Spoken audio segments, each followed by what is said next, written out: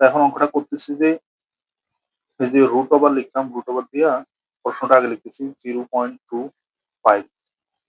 তো প্রশ্নটা লেখার পরে আমি এই যে রুট দিলাম, তারপরে উপরে 1 লিখলাম, নিচে এই 0.25 না লিখে আমি শুধু 25 লিখছি।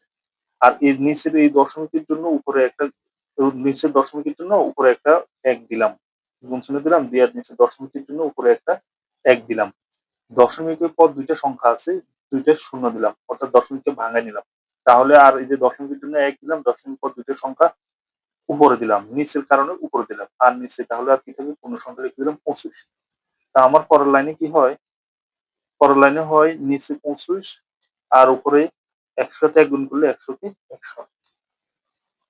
তারপরে আমি 25 দিয়ে যদি 100 কাটি, 4 25 100, 4 25 100, তাহলে রুট ওভার 4। এখন রুটটাও যদি আমি উঠে দিতে যাই, তাহলে 4 কে যদি ভাঙাই 2 স্কয়ার, তা আমরা জানি যে বর্গ এবং বর্গমূল কাটা যাচ্ছে, স্কয়ার রুটে যদি কাটা যায় তাহলে আমার উত্তর আছে 2।